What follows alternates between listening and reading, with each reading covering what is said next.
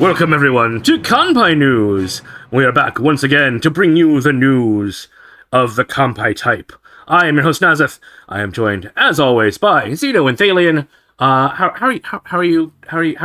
Well, how are you, Thaylien? Xeno's currently a little busy. I'm doing very well this weekend, apart from the sad temporary death of my entire computer. Still feeling the fallout from that from like Tuesday. And sadly, watch out guys, I blame Oblivion Remaster because of some of the things it did to my graphics card.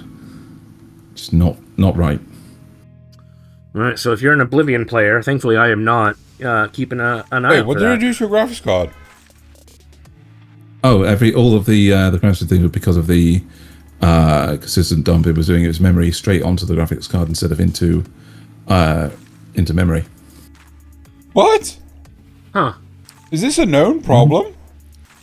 Seems to be. There's a whole load. I've managed to get it working again with a whole load of the fixes, including preventing things like the graphic cards native stuff like NVIDIA DLSS. DLSS strikes again. I don't think I said now, but I don't think I said this is the news for the week commencing the 11th of May, 2025. Just so you know, it comes out on Tuesday, but it's the week that starts Sunday. Right. We have no rumors this week either, so it is just the news. Are you boys ready to get into it?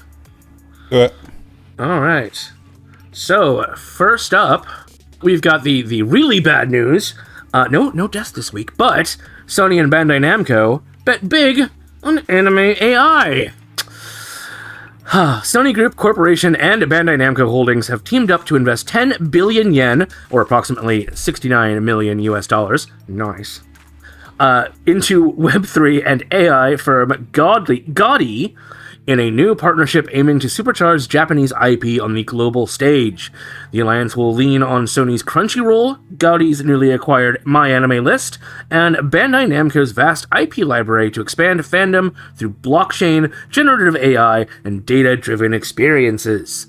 The companies plan to nurture future creators, build secure blockchain spaces using Sony's Sonium, and personalize entertainment like never before, all under Gaudi's concept of fan nations, whatever the heck that means. So, like, I think the problem is, like, this technology is only as bad as how it is deployed, right? Like, AI is fine as long as it's not used. It should be treated as a calculator, not a person, right? So if it's a tool to assist doing stuff rather than just a flat-out replacement, it's fine. But the problem is that so much of the industry is just trying to replace people with automation. Like there's only so much automation you can install. Yeah. And again, fan nations just sounds like this is just it's online venues where fans can connect and express their fandom, which is currently hosted on their Gaudi FanLink platform, a blockchain and NFT focused platform. Gaudi also operates Gaudi Financial Labs which is a company which is focused on providing Web3 based financial services, including NFTs and cryptocurrency partnerships. Then it's just going to fall apart. It's just going to fall apart. That is what it is. It's all based around artificial scarcity and creating new currencies that can be siphoning money off of real people, and that's all that the Web3 ever will be. So Mal may be doomed. We'll see. Right, let's move on to the next bit of baddish news. Yes. Palworld nerfed amid Pokemon lawsuit. Pocket Pair's latest Palworld patch, version 0.5.5, dropped on May 9th, and with it came gameplay changes directly tied to the ongoing patent infringement lawsuit filed by Nintendo and the Pokemon Company. Players can no longer glide using PALs, instead they'll need to carry a separate glider, with PALs now only offering passive gliding buffs. This follows earlier changes from patch version 0.3.11, last November, where the game removed the Pokeball-style throwing mechanic and replaced it with static summons. Oh dear. Pocket Pair admitted these unpopular changes stem from legal pressure as it disputes accusations of infringing on 3 Pokemon-related patents, including those covering capturing creatures, riding them, and aiming to initiate battles. Nintendo and the Pokemon Company are seeking 5 million yen, around $32,000 in damages and an injunction. So it's all entirely petty. Right, new Battle Angel Alita manga launches in 2026. We've got one more piece of bad news, but we want to lighten the mood first. Also, this was the easiest way for Nasuth to give me this story. It says Nasuth. The saga of Battle Angel Alita continues, as the final volume of Battle Angel Alita Mars Chronicles confirmed that Yukito Kishiro... wait, is that... Yukito Kishiro's next series. It's supposed to have the apostrophe S. The apostrophe S is missing from... Okay, fine. Next series, Battle Angel Alita Panzerkunst Chronicle, will debut spring 2026. Mars Chronicle wrapped up on March 11th, tracing cyborg heroine Gala, aka Alita, as she searched for her origins on Mars. First launched in 2014, the series capped off decades of Kishiro's work, which began in 1990 with the original manga in Shueisha's Business Jump. The franchise has since been seen prequels, retellings like Last Order, a Hollywood film, and multiple North American releases through Viz Media and Kodansha USA. With Panzerkunst Chronicle, fans can expect a fresh dive into Alita's deadly martial arts legacy. I really need to keep on reading that, because I did read all of the first one, but I didn't read the sequel. No. I think there's another one between Mars Chronicle and the original. It sounds like Mars Chronicle may be the sequel, and the one you're thinking of may be a prequel. But either way, I'm not sure. Hold on, I'm going to look. You go. But it's relevant content material. Yeah. It might say, Battle Angel Alita Lost Order. That might was a be partial. it. That's a partial retelling. Yeah, that looks like it. That was the only other one. Anyway, actually have it hand. Yes. So the other piece of bad news we have: will the new Trump tariffs hit anime? So, God knows if this has actually changed by now. He seems to change his mind every time he wakes up. U.S. President Donald Trump announced on April 29th that he's authorizing the Department of Commerce and U.S. Trade Representative Jameson Greer to initiate a 100% tariff on foreign-produced films coming into the U.S., citing national security concerns over other nations drawing movie productions away from the U.S. I don't know how that's a national security concern, but whatever. While the move is aimed at Hollywood, it's unclear whether anime will be affected, given the international collaborations involved in modern productions. Many anime projects are co-produced by Japanese studios and foreign companies, including from China, South Korea, and even the US, leaving some ambiguity about which titles might face these proposed import taxes. Additionally, a 2024 World Trade Organization agreement extending the digital goods tariff moratorium until 2026. Additionally, with a 2024 World Trade Organization agreement extending the digital goods tariffs moratorium until 2026, the implementation details of this tariff remain uncertain. Like that sort of thing will stop Trump. Come on. The biggest fandoms. Yeah. The biggest anime fan. Anime fan came up to me, tall guy, strong guy, tears running down his body pillow. He said to me, Donald, please, Mr. Trump, please, don't put the tariffs on there until 2026. I've got to get my current season. But Japan has to pay. God, it's just comedy. Comedy. Right. Speaking of comedy. Next up, Dandadan Season 2 gets theatrical premiere dates. Ooh. G-Kids released an English dub trailer on April 30th for Dandadan Evil Eye, the upcoming theatrical premiere of the second season of Dandadan's anime series. North American fans can catch the first 3 episodes of the Season 2 on June 6th, while Asia will see the premiere on May 30th, with Europe following on June 7th. Wait. The full second season of Dandadan, based on Yuki Nobutatsu's paranormal mystery battle and romance comedy manga, is set to debut on TV on July 3rd, airing on MBS and TBS in the Super Animeism Turbo programming block. Crunchyroll will stream the series as it airs. Oh my god! Right, my Dress Up Darling 2 brings back team. My Dress Up Darling returns with Season 2, getting an advanced screening on June 29th with the original creative crew back in action. Keisuke. Shit. The SU kind of just makes an S sound. It's really weird. So it's Keisuke.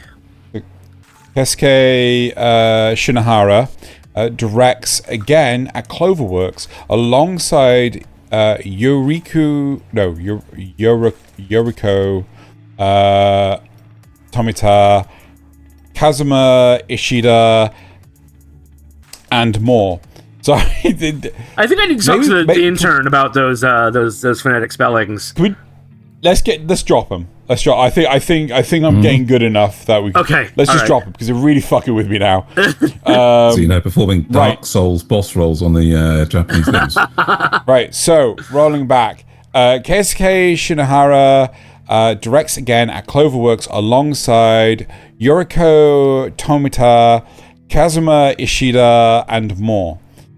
Spira Spice also returns to perform the new Spira Speaker returns to perform the new opening theme. Ao2 Karameki? Aoto Kirameki. Yes. Yeah. Close enough. You did well for somebody who hasn't really studied the language. Also, for more My Dress Up Darling, I kind of hope it actually concludes the whole thing because I know the manga's now ended. So, and once again, we have a trailer. So if you want to check out the trailer, check it out in the description below. Got it. So this one's kind of cool. Kochikame Family streams in English. For the first time ever, the classic comedy Kochikame is officially streaming with English subs to the US and Canada, thanks to Remo and the It's Anime YouTube channel. All 373 episodes will drop weekly on Fridays. I assume that's one episode at a time, so 373 weeks? No, that can't be right. Originally airing from 1996 to 2004, the show never got a North American release until now. Remo is also streaming Reborn, Yakitate Japan, and True Cooking Master Boy on the channel, with episodes rolling out multiple days each week. So it looks like they're bringing back a lot of a lot of classic manga, which is interesting. I like this move to a lot of people doing stuff on YouTube and Tubi. Definitely. So for the next one, so we did cover this already Happy once. Science anime. We covered the Japanese release of it, but yes, okay. So Happy Science anime hits US theaters. Controversial religious organization Happy Science is making another play for US screens. This time through Dragon Heart Adventures Beyond This World, a new anime film that Freestyle Digital Media has acquired for theatrical and digital release. According to Deadline, the film will premiere in select US theaters on June 6th, with an English dubbed trailer already streaming. A home release via DVD and digital platforms is also planned. Happy Science, long known for its fusion of spiritual teachings and political activism, quotation marks apply, has attracted criticism for coercive recruitment tactics and fringe beliefs. Through its political wing, the Happiness Realization Party, the group has pushed for removing Article 9 of Japan's pacifist constitution, promoted nuclear armament, and echoed right-wing nationalist views, including denial of the Nanking Massacre and wartime comfort women. The group has also promoted spiritual vaccines as a COVID cure. Definitely quotation marks around the word vaccines there. And despite its controversial background, the Happy Science has a growing media catalogue, and Dragonheart looks to be its latest attempt at international reach. You should watch this trailer, because it is interesting, to say the least. But I'm pretty sure some of these voice actors are actually relatively big names. I'm pretty sure Zach Aguilar has been in a lot of stuff, at least. Wendy Lee is a recognizable one. Yep. It's but seriously, I'm worried about this, because the original Dragonheart movie is kind of one of those timeless different kind of Dragonheart of its thing, and so this just tying this into that name is yeah, it has nothing to do with it though. That's why they had to add the subtitle "Adventures Beyond This World." Yeah, the rest of the movies. Did you know there's like 3 sequels to that? Oh, I know. It's awful. No. Yeah, it's horrible. I watched the second one and I gave up on them all. No, they're so bad they're good. I love them. Maybe I should go back and watch them now that I'm an adult. Anyway, if you're into wacky, crazy stuff, go watch this trailer. It's so fucked up. If you are immune to propaganda, please definitely go and watch it. Right. Tenchi Muyo US comic reboot funded. Tenchi Muyo is getting a stateside makeover as Armagear Entertainment's... I think it's Armagear. Armagear Entertainment's Kickstarter to fund a reprint of the 1997 Tenchi Muyo comic book series has more than doubled its $50,000 goal, hitting over $106,000 with 11 days left. The omnibus release aims to kickstart an American Tenchi continuity separate from Masaki Kajishima's original Japanese version. The new effort, led by Tenchi Cast, host and franchise historian Wesley Vaughn, hopes to reintroduce the franchise to fans outside Japan, starting with Tenchi Muyo Ryuoki's Day, which throws the gang into another galaxy-sized mess involving space pirates, male woes, and one very wanted cabot. And that's mail as in MAIL. postal, Yes, exactly, yeah. Postal mail. So it sounds like they're releasing the original omnibus again, which is cool. And then trying to use that to flip it into their own continuity, which could be interesting. From the sounds of it, Weird. From the sounds of it, it's just the American comic that was apparently made. Like this has got Campaign aims to nothing fund to a do with re-release of all 6 issues of J.D. Calderon and Matt Lunford's Tenchi Muyo. Oh, okay. Yeah, so this is okay. Yeah. I see. It's the American Omnibus Edition. Product. Yeah. Yeah. Right. So. Interesting. I've read I actually own. They're over there in the storage box. The original Tenchi Muyo manga. The original print by Viz Media before they censored it. And yeah. Interesting. Okay. Well, cool. I mean, could be good. Confirmed. Zeno's proud of his anime titty collection. Speaking of things getting re-released, Fullmetal Alchemist goes vertical.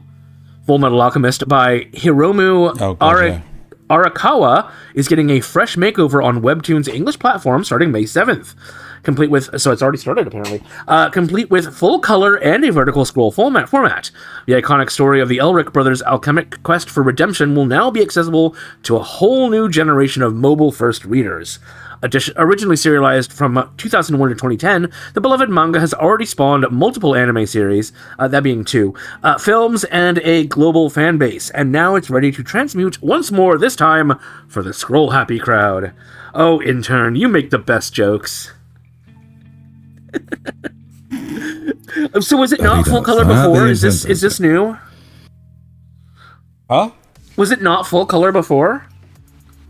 No. It rarely ever manga is. Yeah, I thought not. Rarely ever. Okay. Interesting that they're making it full color. Swing. All right. So, for our last full story, the JoJo's pose hits the Met Gala. American actor and model Alton Mason turned heads at the Met Gala on May 5th with a look straight out of JoJo's Bizarre Adventure, Golden Wind, channeling main character Xenogelion. Speaking to Teen Vogue, Mason confirmed the homage, saying he included the signature chest cutout as a tribute to his favourite anime. The gala's theme, Tailored for You, tied into the Met's superfine Tailoring Black Style exhibition, making Mason's anime-inspired couture a fusion of fashion, fandom, and cultural pride. Apparently he's got it in action too, but yeah. But did he have to wax his chest? Yeah, he has to look like Giorno. I don't think Giorno waxes his chest. But he has a very smooth chest in the anime. No. Shiny. Sorry. No, I don't mean like strip all the hair from it. I mean like, shiny. Oh, yes, absolutely. This absolutely adds to the effect. Anyway. 100% sure this is mandatory. Right, moving on. It's pretty cool. I wouldn't mind more of this in society. Right. Moving on to the anime and manga releases from May 4th to 10th. Bulk of releases on May 6th, with some exceptions. In manga, Viz Media released Chainsaw Man Volume 8. Sorry, hold on. I gotta just quickly buy something. Sorry. Chainsaw Man Volume 18, which I didn't realize was actually released for $12. Wait, it didn't do Blue the anime. Box. Or did it? We did have one anime release. It is Dream Eater Mary for $70 on May 8th. Yeah, it's at the bottom. Right at the bottom. Okay. All right. So the intern just did it weird. Right, so Manga, Viz Media, Chainsaw Man Volume 18, and Blue Box Volume 15, both for $12. Seven Seas released I Abandoned My Engagement, Volume 3 for $14, and 10 Things I Want to Do Before I Turn 40 for $16. Wish I read that. Kodansha USA has released Anyway, I'm Falling in Love with You, Volume 7 for $14. In digital, Kodansha USA has released Blue Lock Volume 31, Even Given the Worthless Appraiser Class Volume 13, and Tying the Knot with Try not to not. Amagi. Tying the Knot with an Amagi sister. Volume sister, sorry. 18, all for $11 each. In Seven Seas, from Seven Seas, again, digital manga, we have Too Many Losing Heroines Volume 3 for $10, and from Manga 1, we have Kengan Ashura Volume 15 for $9, and that was on the 7th of May. I didn't realize I had a manga. Anyway, right. In novels, we have from Yen Pes, Is It Wrong to Try and Pick Up Girls in a Dungeon, Familiar Chronicle, Episode Liu, Volume 3, and My First Love's Kiss, Volume 3, both for $16. From Seven Seas Entertainment, we have Kuma Kuma Bear, Volume 20.5? The Two Perfect Saint, Volume 2. That's TOO. A Tale of the Secret Saint 0, Volume 2. All for $16 each. In digital novels, J Novel Club released Fluffy Eared Realm Restoration, Volume 1. The Villainess is Dead, Long Live the Empress, Volume 1. Lady Bumpkin and Her Lord Villain, Volume 3. All for $8 on May 5th. And then on May 7th, Record of Wartenia War? Yeah. Mm-hmm. Yes. Is that like a Lodos War spinoff? How the fuck are we going to know, Nasuth? We literally just read the damn name. Right. So on May 7th, Record of Watenia War, Volume 28 for $9. Then from Seven Seas, on May 8th, we have Classroom of the Elite, Pile of Poopy, Year 2, Still a Pile of Poopy, Volume 11, Poopiness, for a poopy $10.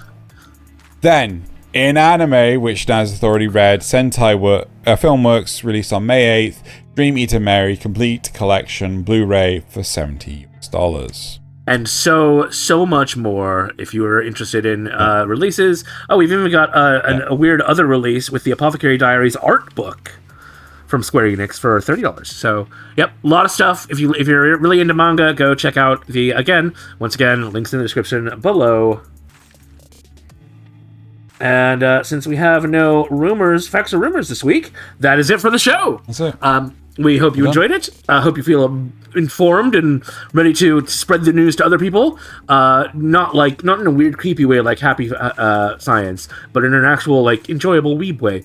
And stay tuned later this week for Kanpai Cast, where we're talking about writers who knew what they were writing about and writers who knew nothing about what they were writing about. And it was a very, very fun time. And still wrote it. Still wrote it anyway. Yep. How dare they? So that's it. And until next week, see you back here for more news. I'm currently trying to find Chainsaw Man Volume 18.